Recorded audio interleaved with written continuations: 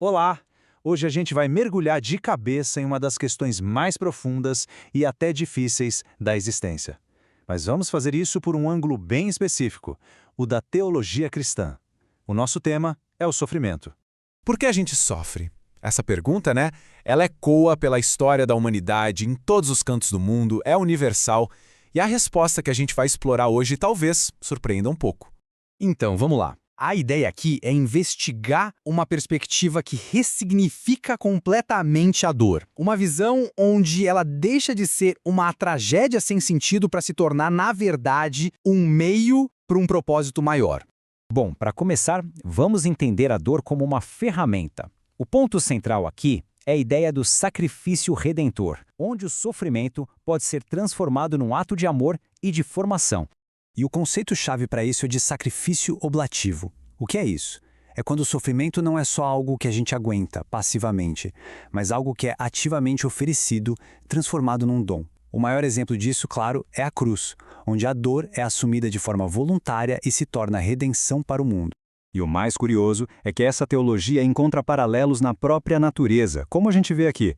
Pensa bem, o músculo precisa ser rompido para crescer mais forte. A semente precisa morrer na terra para gerar uma planta. A dor, nesse sentido, é vista como um princípio de expansão e não só de destruição. Agora a gente vai para o teste de fogo dessa ideia toda. Vamos falar da história de Jó, aquele homem justo que de repente perde tudo e sofre terrivelmente, sem nenhuma razão aparente. Como explicar isso? E aqui está o ponto crucial da história de Jó. O sofrimento dele não é um castigo. Ele quebra aquela lógica simples de fez algo errado, então sofreu. A dor dele é muito mais misteriosa. É a dor de alguém que se mantém fiel, mesmo no silêncio, na ausência de respostas. E essa comparação é perfeita para entender a mensagem. De um lado, os amigos de Jó tentam de todo jeito encontrar uma explicação lógica, uma equação moral para a dor dele. Mas a resposta de Deus no final do livro não é uma explicação. É presença, é comunhão, é uma mudança total de perspectiva. E essa frase, "Eu sei que meu Redentor vive", é de arrepiar. Porque Jó diz isso não quando tudo está bem, mas no fundo do poço, no meio da ruína total. É uma declaração de fé que nasce justamente onde a compreensão humana não consegue mais chegar. Ok, partindo desse mistério de Jó, os primeiros grandes pensadores cristãos, que a gente chama de padres da igreja, desenvolveram uma estrutura para entender o sofrimento. Eles viam a dor como algo pedagógico, ou seja, como uma forma de ensino. Eles não negavam a dor. Muito pelo contrário, eles a integraram no que chamavam de economia da salvação. A lógica era, Deus não causa o mal, mas na sua sabedoria, ele permite que o sofrimento que já existe no mundo seja usado para um bem maior, para o nosso crescimento.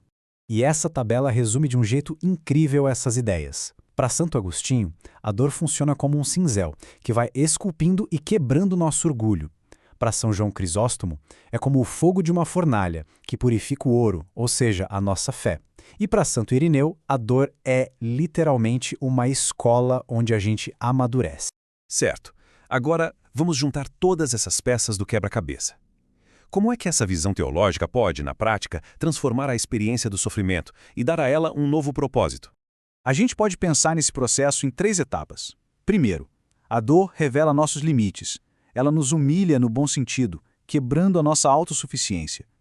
Depois, ela purifica nossas intenções, prova se a nossa fé é de verdade.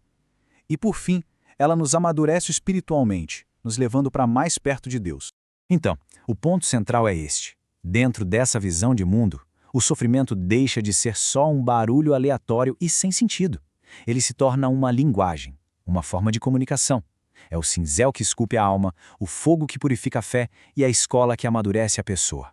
E para fechar, fica essa pergunta provocadora no ar. E se o nosso maior crescimento, a nossa maior força, viesse justamente daquilo que mais nos fere, das nossas feridas mais profundas? Fica aí a reflexão.